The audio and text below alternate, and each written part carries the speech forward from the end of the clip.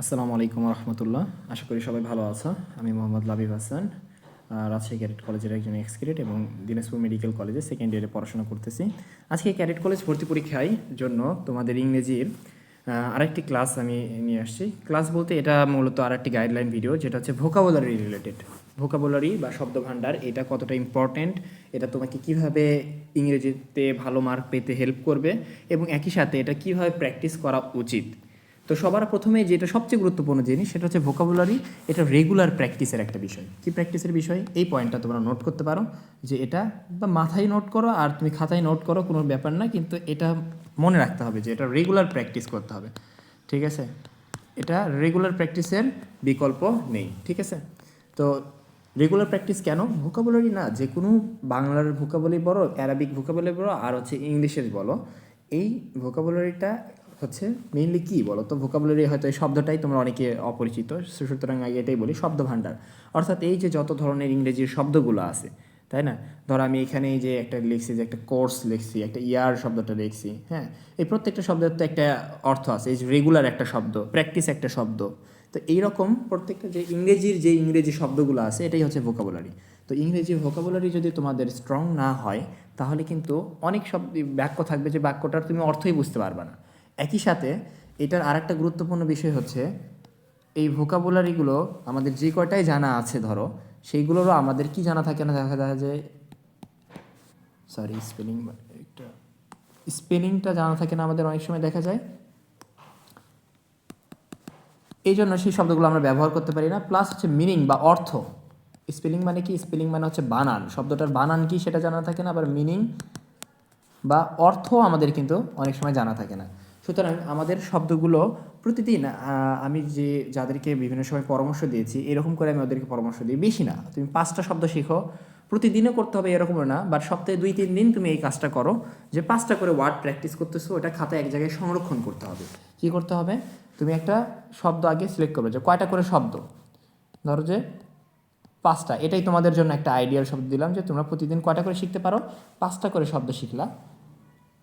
হ্যাঁ, 5টা করে শব্দ শিখলা। সপ্তাহে কয়দিন? উইকলি হচ্ছে ধরো 3 দিন থেকে বা 4 দিন। হ্যাঁ, এইভাবে তোমার মনে করো 5টা ওয়ার্ড 3-4 দিন করে শিখলে দেখবা যে সপ্তাহে তোমার 15 থেকে 20টা করে শব্দ শেখা হবে। হ্যাঁ, আর তুমি একটা জিনিস হয়তো ভাবো যে একটা ডিকশনারি তো অনেক বড়, তার মানে এখানে কত ওয়ার্ড আছে, তোমার তো সব ওয়ার্ড লাগবে না ভাই। তোমার লেভেলে তোমার জন্য দেখা যাবে যে 200 থেকে 300টা ওয়ার্ড, যদি তুমি 200-300 দরকার নাই, তুমি যে 150-150টা ওয়ার্ডও আরেকজনের থেকে বেশি জানো, তার মানে তোমার দেখবা ইংরেজিতে দখল ওর থেকে অনেক ভালো আছে। সুতরাং তোমার এই প্র্যাকটিসটা যদি বছরের এই যে শুরুর সময়টা এখন থেকে যদি প্রতিদিন তুমি এটা করতে পারো, তাহলে দেখবা যে তোমার মানে ইংরেজির নলেজ অন্যদের থেকে অনেক ভালো আছে। তুমি অনেক কঠিন কঠিন বাক্যের অর্থ সুন্দরভাবে করতে পারতেছো। এবং তারপরে যেটা করা লাগবে, এটা হচ্ছে একটা খাতায় সংরক্ষণ করা লাগবে। হ্যাঁ, প্রিজার্ভেশন বা সংরক্ষণ করতে হবে। সেটা কি? আমি যেটা পরামর্শ দিই সেটা হচ্ছে যে তোমার যে নোট খাতা আছে, নোট খাতা, এটা হচ্ছে খাতার লাস্টের দিক থেকে, শেষের দিক থেকে, ঠিক আছে, শেষের দিক থেকে তুমি এই ওয়ার্ডগুলো লেখা শুরু করবা। তাহলে হবে কি, তোমার খাতা হয়তো তুমি মানে যে কোনো সময় পড়াশোনা করতেছো, নোটের শুরুর দিকে নোট করতেছো, ওইখানে একটা ওয়ার্ড পাইলে সেই ওয়ার্ডের অর্থ সহ, মিনিং সহ তুমি মনে করো যে খাতার পিছনে লিখে রাখলা। তাহলে ওই জায়গা থেকে তুমি যত মানে শব্দ লিখবা, আস্তে আস্তে সামনের দিকে আগাতে থাকবে। খাতা শেষ, ঠিক আছে, ওই ওয়ার্ডগুলো তোমার ওই খাতাতে ওইটুকু থেকে গেল। অর্থাৎ এটা মানে র্যান্ডমলি একটা পেজে না লিখে, এলোমেলোভাবে না লিখে, একটা জায়গায় যদি গোছানো শুরু করা যায়, তাহলে সবচেয়ে ভালো হয়। এই জন্য আমি সবাইকে বলি, খাতার শেষ থেকে এই ওয়ার্ডগুলো তুমি লিখবা। এবং তারপরে কি করতে হবে, এই ওয়ার্ডগুলোর কি অর্থ, স্পেলিং মানে হচ্ছে বানান, এবং এর সাথে কিছু সিমিলার শব্দ মানে সমার্থক শব্দ কয়েকটা, হ্যাঁ, সমার্থক শব্দ দুই একটা যদি তোমার জানা থাকে এবং তুমি যদি চাও সমার্থক শব্দ লিখতে পারো, এটা তোমার দেখবা যে যদি 150টা ওয়ার্ড প্র্যাকটিস করো তুমি এই 1 বছরে, তার সাথে সাথে তোমার আসলে টোটাল হয়ে যাবে, ডাবল হয়ে যাবে জিনিসটা, কয় গুণ হয়ে যাবে? 2 গুণ হয়ে যাবে। অর্থাৎ 300টা ওয়ার্ড দেখবা যে তোমার শেখা হয়ে যাচ্ছে, কারণ তুমি তার সমর্থক শব্দগুলো শিখছো। আচ্ছা, তাহলে এই কাজটা তুমি করতে পারো। আর তারপরে আরেকটা কাজ করতে পারো, সেটা হচ্ছে কি, এটা হচ্ছে প্রতি সপ্তাহে যেগুলো তুমি যতটুকু পড়লা, উইকলি একবার করে সবগুলো রিভিশন করবা। আর একটা রিভিশন করা লাগবে কি, প্রতি মাসে একবার করে রিভিশন, মান্থলি। এগুলো কিন্তু করতে বেশি সময় লাগে না, এটা 5 থেকে 10 মিনিটের কাজ। এবং তুমি যখন রিভিশনও দিবা সর্বোচ্চ 10 মিনিট লাগবে তোমার রিভিশন দিতে। মান্থলি রিভিশন দিবা আধা ঘন্টা হয়তো লাগবে প্রতি মাসে যদি রিভিশন দিতে চাও। এবং এটা হচ্ছে মানে সব এই একটা মাস যদি এইভাবে প্র্যাকটিস করো, তুমি সপ্তাহে রিভিশন দিছো, দেন আবার মান্থলি রিভিশন দিছো, যখন দেখবা যে শব্দগুলো তোমার ভিতরে একদম বসে গেছে, এই শব্দগুলো তোমার ভিতর থেকে আর বের হয়ে আসবে না, তুমি এইগুলো পার্মানেন্ট মেমোরি যেটা আমাদের ব্রেইনে এটাতে চলে যাবে। সুতরাং এই জন্য আমাদের কী করতে হবে, উইকলি রিভিশন। এই রিভিশন শব্দটা দেখো আমি অন্য কালার দিয়ে লিখে দিছি, হ্যাঁ এটা একটু হাইলাইট করার চেষ্টা করছি। কেন? রিভিশনটাই হচ্ছে এই সবগুলো স্টেপও যদি ফলো করো, কিন্তু তারপরেও তুমি যদি রিভিশনটা না করো তাহলে কিন্তু আলটিমেটলি কোনো বেনিফিটই পাবে না। চলো তাহলে আজকের ক্লাসে যেহেতু আমি তোমাদের মূল সাজেশনটা দিয়ে দিলাম, এখন আমরা কয়েকটা ওয়ার্ড প্র্যাকটিস করি। তো যে ওয়ার্ডগুলো হচ্ছে আমাদের এইভাবে তোমরা দেখবা যে তোমার খাতায় লিখতে পারো, প্র্যাকটিস করতে পারো। যেমন ধরো একটা ওয়ার্ড লিখি, এটা তোমরা নিজেরা যদি পারো খুবই ভালো হয়। যেমন অকুপেশন, আচ্ছা এটা গ্রিন কালার দিয়ে লিখি, অকুপেশন। অকুপেশন মানে কি? এটা পেশা। অকুপেশন মানে কি? পেশা। তুমি দেখবে যে পেশা তো আরও অনেকগুলো আমরা পাইছি না, আরও অনেক কিছু আমরা পেশা সম্পর্কে আরও অনেক বেশ কয়েকটি ইংরেজি কিন্তু সবারই জানা। যেমন ধরো যে জব, এটা মানে পেশা না, প্রফেশন এটা মানে কিন্তু পেশা। ওকেশন, তারপরে কি অকুপেশন, জব, হ্যাঁ প্রফেশন, এগুলো মানে পেশা। এই যে সিমিলার শব্দগুলো লিখলাম। তারপরে মনে করো এটা 1 নাম্বার তোমার গেল। 2 নাম্বারে তুমি আর একটা লেখা আজকে মনে করো শিখতেছো। কি শিখবা? ধরো যে অনার, এই শব্দটার অর্থ কি?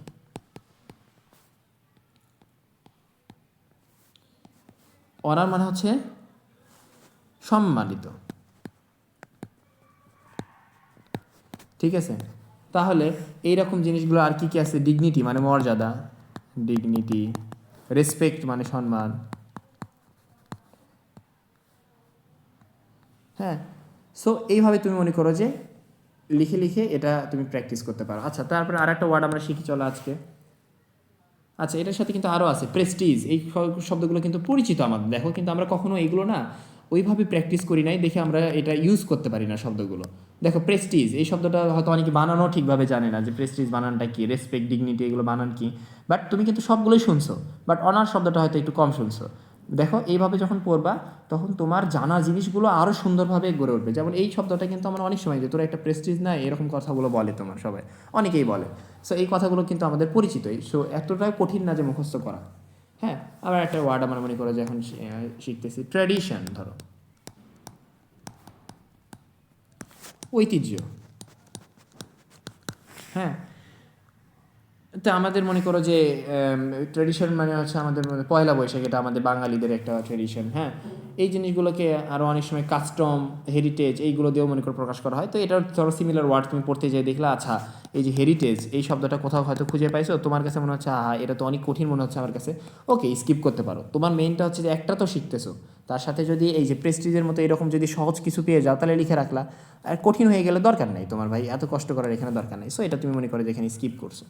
তারপরে ধরো যে আমরা চান আর একটা ওয়ার্ড শিখি, ধরো রিউমার। এটা একটা পরিচিত ওয়ার্ড আমাদের, হ্যাঁ, কিন্তু অনেকেরই হয়তো এটা পরিচিত নাও হইতে পারে, কিন্তু এটা খুবই পরিচিত ওয়ার্ড, কারণ কি এটা হচ্ছে গুজব, ফলস নিউজ, হ্যাঁ এরকম হিয়ারসে, এগুলোর আরও যেই জিনিসগুলো আছে মানে সিমিলার ওয়ার্ড আছে, এটা তোমাদের জন্য একটু কঠিন হয়ে যাবে। বাট এটার অ্যান্টোনিম, হ্যাঁ অ্যান্টোনিমটা হচ্ছে খুবই ইম্পর্টেন্ট, মানে বিপরীত শব্দটা খুবই ইম্পর্টেন্ট। রিউমার মানে গুজব, কিন্তু ফ্যাক্ট মানে হচ্ছে সত্য, এটার বিপরীত।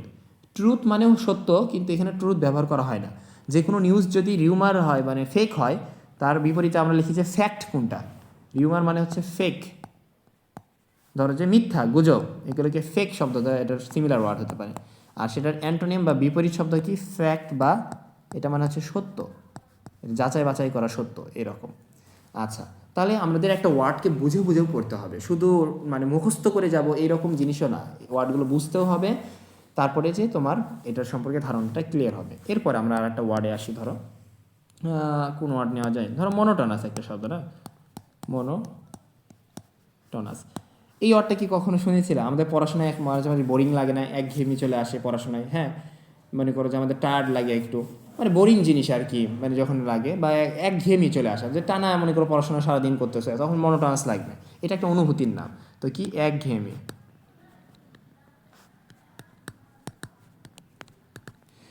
আচ্ছা তাহলে এটার কি মনে করো যে কমন একটা ওয়ার্ড আমি বললাম, বোরিং, এটা তো সবাই শুনছো বোরিং, কিন্তু এই বোরিং শব্দটার বানানো অনেকে কিন্তু জানে না। বোরিং মানে হচ্ছে তোমার মনে করে মানে বিরক্তি চলে আসছে, এরকম বারবার একটা জিনিস হলে বোরিং লাগে, আমরা এই অনুভূতিটাই এটা প্রকাশ করি, তাই না? তাহলে দেখো আমরা যেভাবে বললাম যে তুমি এইভাবে শব্দগুলো যখন শিখবা তখন কিন্তু occupation, honour, tradition, rumour, monotonous, এই শব্দগুলো তোমার মনে করো যে এগুলো বহুল ব্যবহৃত শব্দ। হ্যাঁ, এইগুলো তোমাদের লেভেলে মানে এই শব্দগুলো আসা খুবই আনকমন কিছু এরকম না।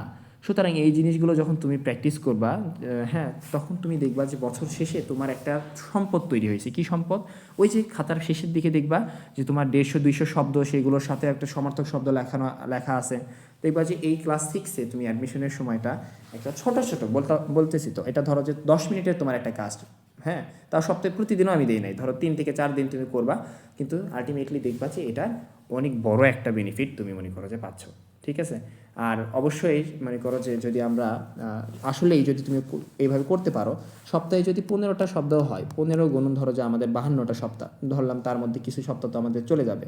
যদি এটা আমি একদম সিম্পল ধরি, যে 40টা সপ্তাহ তুমি এইভাবে তোমার ধরো যে প্র্যাকটিস করা যায় আর কি, তখন আমাদের কী রকম দাঁড়াচ্ছে দেখো, 600টা ওয়ার্ড দাঁড়াচ্ছে আমাদের। 600টা ওয়ার্ড কতগুলো তুমি চিন্তা করতে পারতেছো?